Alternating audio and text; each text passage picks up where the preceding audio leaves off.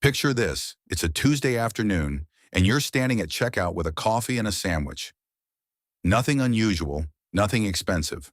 You tap your card, and for half a second, it just hangs there. No beep, no green check mark, just a tiny pause before it finally goes through. You probably don't think much of it. You grab your food and move on with your day. But here's the thing. In that half second, your bank didn't just check if you had enough money.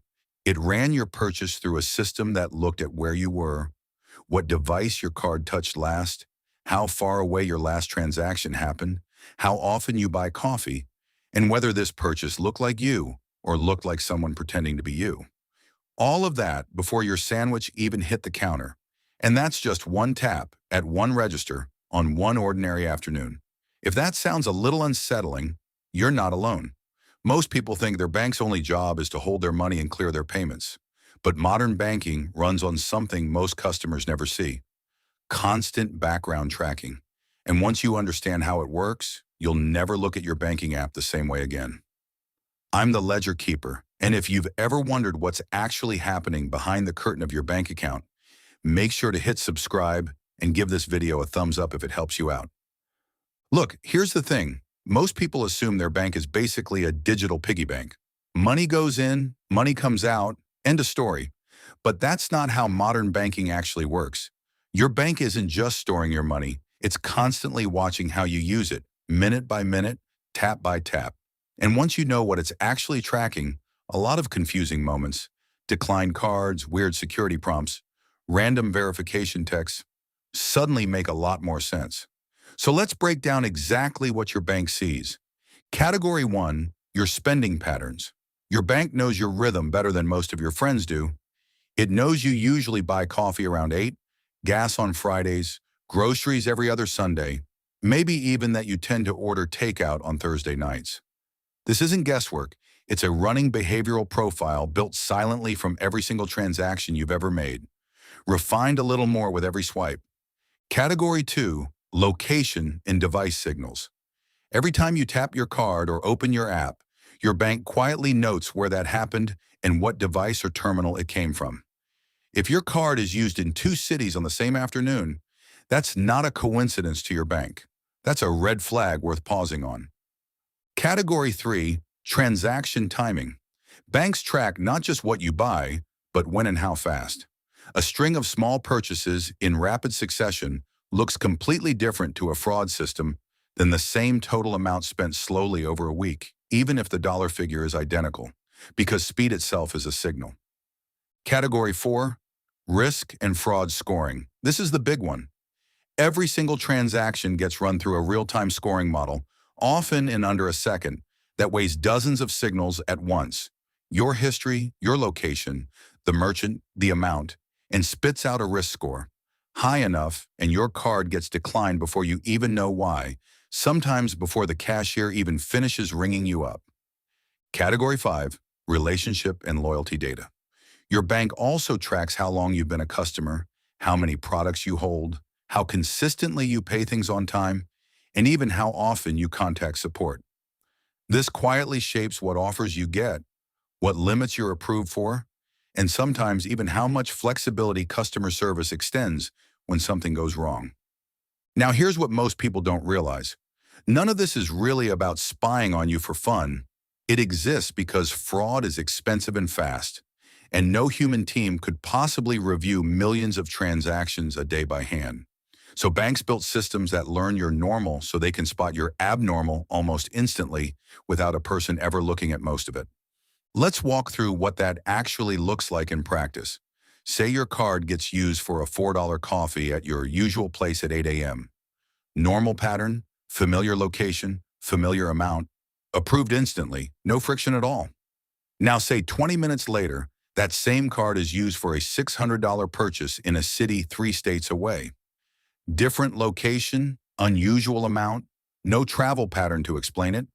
The system doesn't know if that's fraud or just you on a spontaneous trip. So it does the safe thing. It pauses the transaction or declines it outright and asks you to confirm it's really you. Or picture a slightly different version. Your card gets used 5 times in 10 minutes at 5 different gas stations. To you, that would obviously be strange. To the system, it's an even bigger red flag because that exact pattern, small, rapid purchases at fuel pumps, is one of the most common fraud signatures there is. That awkward decline at checkout isn't your bank being difficult. It's the system doing exactly what it was built to do: protect you faster than you could ever protect yourself. So what can you actually do with this? First, keep your contact info current. Your bank can only text or call you to confirm a flag purchase if it has the right number. So an outdated phone number turns a 30-second fix into a frozen card for days. Second, use your bank's app to set travel notices or check real-time alerts. Most banks let you flag unusual activity yourself before it becomes a problem. Third, don't panic at random verification prompts. They usually mean the system is working, not that something's wrong with your account. Fourth, review your transaction history occasionally, not out of anxiety, but because you're the only one who can tell the system when something genuinely doesn't look like you. Fifth, if you know a big purchase or a trip is coming, give the app a heads up in advance. A 5-second notice can save you an embarrassing decline later. And here's the part almost nobody thinks about. This same scoring engine doesn't just react to you, it's constantly comparing your account against millions of other accounts at the same time, spotting patterns across an entire customer base that a single person could never see from inside their own transaction history. Now you might be thinking, okay, but isn't this a privacy problem? Fair question. And look, there's a real conversation to be had about how much data financial companies collect and what they eventually do with it. But here's the distinction that matters. Most of this tracking exists specifically to protect your money in real time, not to sell you things, even if some of it quietly shapes offers and marketing later on. The alternative, a bank that doesn't track any of this at all, would mean way more fraud slipping through, slower dispute resolution, and way more of your actual money at risk. Not less surveillance, just less protection when you need it most. Think of it like a security guard standing near the entrance of a store. You might not love being watched while you shop, but that same guard is the reason a stranger can't just walk out with your cart full of your things. The tracking isn't there to judge you. It's there because your normal behavior is actually the best defense your account has. Here's a quick comparison. Two people, same bank, same balance, same spending habits. Person A has no idea any of this exists.